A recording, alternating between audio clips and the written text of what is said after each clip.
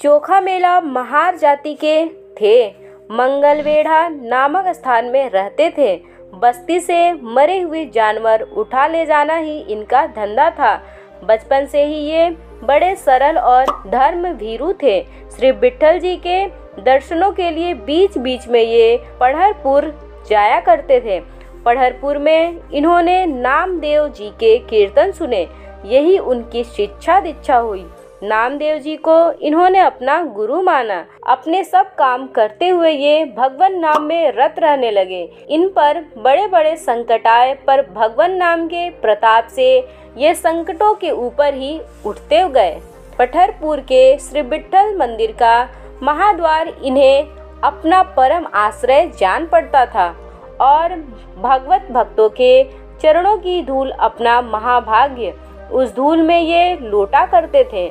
इनकी अनन्य भक्ति से भगवान इनके हो गए। एक बार श्री विट्ठल इन्हें मंदिर के भीतर लिवा लाए और अपने दिव्य दर्शन देकर कृतार्थ किया। अपने गले का रत्नहार और तुलसी माला भगवान ने इनके गले में डाल दी। पुजारी जागे, जो अब तक सोए हुए थे। चोखा एक महार बेखट के घुसा चला आया। मंदिर के भीतर इसकी यह हिम्मत, और भगवान के गले रत्न हार इसके गले में। इसने ठाकुर जी को भ्रष्ट कर दिया और रत्नहार चुरा लिया। यह कहकर पुजारियों ने उसे बेतरह पीटा, रत्नहार छीन लिया और धक्के देकर बाहर निकाल दिया। इस प्रसंग पर संत जनाबाई ने एक अभंग में कहा है, चोखा मेला की ऐसी करने की, भगवान भी उसके ऋणी हो गए। जाति तो इसकी हीन है, पर सच्ची भक्ति में तो यह लीन है। इसने ठाकुर जी को भ्रष्ट किया।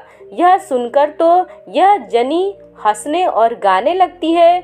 चोखा मेला ही तो एक अनामिक भक्त है, जो भक्त महाराज कहाने योग्य है। चोखा मेला वह भक्त है जिसने भगवान को मोह लिया। चोखा मेला के लिए स्वयं जगतपति मरे हुए जानवर ढोने लगे। चोखा जी ज्ञानेश्वर महाराज की संत मंडली में एक थे। इनकी भक्ति पर सभी मुग्ध थे। निरंतर भगवान नाम चिंतन करने वाले चोखा जी भगवान नाम की महिमा गाते हुए एक जगह कहते हैं कि इस नाम के प्रताप से मेरा संशय नष्ट हो गया। इस देह में ही भगवान से भेंट हो गई। इनकी पत्नी सोयराबाई और बहन निर्मलाबाई भी बड़ी भक्तिमती थी। सोयराबाई की प्रसूति में सारी सेवा स्वयं भगवान ने की। ऐसा कहा गया है, इनके बेटे का नाम कर्म मेला था, वह भी भक्त था। बंका महार नामक भक्त इनके साले थे।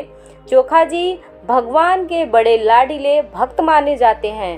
मंगलवेढ़ा में एक बार गांव की प्रचार की मरम्मत हो रही थी। उस काम में चोखा मेला भी लगे थे। एकाएक प्राचीर ढह गई, कई महार दबकर मर गए। भक्तों ने चोखा जी की अस्थियां ढूंढी, नामदेव जी के साथ थे।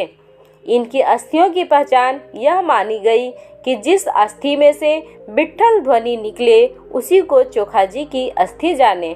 इन अस्थियों को नामदेव जी पढ़रपुर ले आए और मंदिर के महाद्वार पर वे गाड़ी गई और उन पर समाधि बनी।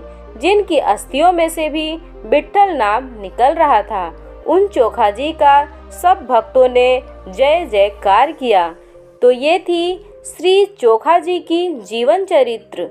जय जय श्री राधे श्री हरिवंश।